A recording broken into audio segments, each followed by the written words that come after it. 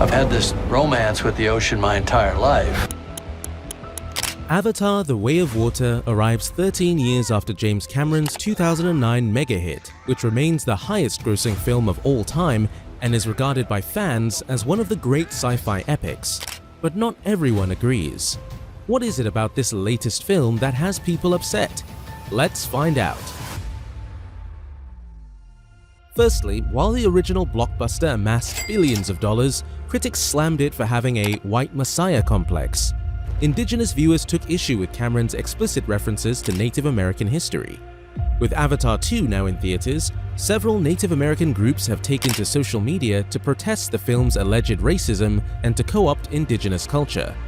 The Avatar 2 racism allegations stem from Cameron's comments in 2010 following the first movie's release. The director had been protesting the building of the giant Belo Monte hydroelectric dam in the Amazon, which threatened the Brazilian Xingu people's way of life. While Cameron claimed it was his duty to assist, believing that any destruction of the Amazon rainforest would severely impact the planet, others were not amused.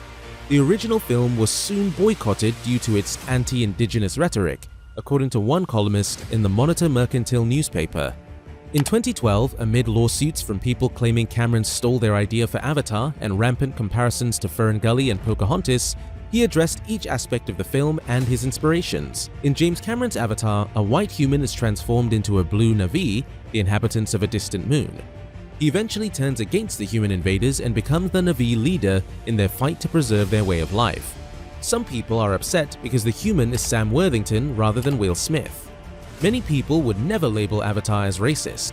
Its narrative structure is conventional and its characters are a mix of archetypes and stereotypes, as one would expect from a superproduction aiming to reach the broadest possible audience. But having a white character lead a group of people of color does not automatically make a film or a filmmaker racist. What happens in Avatar is a common dramatic device used since the first narrative films were made. The oppressor switches sides to help the oppressed, especially if one of them is a beautiful woman. The issue is that aside from Smith and Denzel Washington, there aren't many. It's not as common to see people of color as leaders in Hollywood films when they are white people's leaders. Generally, whether in Pocahontas or Lawrence of Arabia, it's the other way around. That's why Avatar has been chastised in some quarters for depicting a race/culture war in a racist manner. It's upsetting in many ways. Robin Lee of Jamaican Chinese ancestry told the Associated Press, "It'd be great if we could save ourselves." The truth is that Avatar is still a film with some distortion. It's a movie that has yet to break free from old Hollywood conventions and formulas. That is completely correct. Change is one of the most difficult things for people to accept. But why stop with ethnic issues? Why not brand Avatar as sexist? In movies, how many women are men's leaders? Men are almost always the ones who save women. They also frequently end up dead at the end, allowing women to continue living freely. Also, how many gays or lesbians are leading heterosexuals on screen? In fact, how many avowed Muslims or Buddhists have you seen in films assisting Euro-Christians in fulfilling their destinies?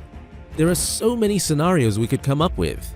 Is it possible that people are taking this issue much more seriously than they should?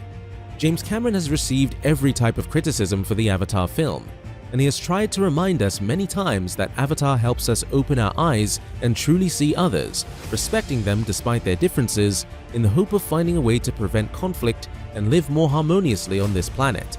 That is not a racist message, but many people believe it is. Many, like Yue Bigay. Bigay wrote in an open letter to Cameron about Avatar 2, "This is unacceptable. There are more than enough black and indigenous people to play aliens based on us." It may feel like there is a lot of truth in what she said. They feel black people's faces and voices should have been the ones that appeared on the screen. They are experts at depicting their pain, suffering, and most importantly, their resilience. If Will Smith, who fought to save the world in I Am Legend, had been available for the same salary as Sam Worthington, James Cameron would have used him to ensure strong box office returns for the expensive sci-fi epic. So, would Avatar have been a better film if its hero had been played by, say, a Tamil actor? Or if its heroine had been an Indonesian Muslim lesbian? Right-wing critics accuse it of being anti-militaristic and anti-imperialism. It is racist, according to the politically correct. Because of a chain-smoking character, anti-smokers are outraged. The Vatican media is now accusing it of promoting paganism and nature worship. One thing has remained clear. You can't possibly please everyone.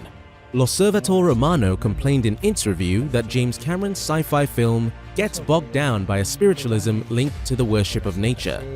At the same time, Vatican Radio noted that the film cleverly winks at all those pseudo-doctrines that turn ecology into the religion of the millennium, adding that nature is no longer a creation to defend, but a divinity to worship.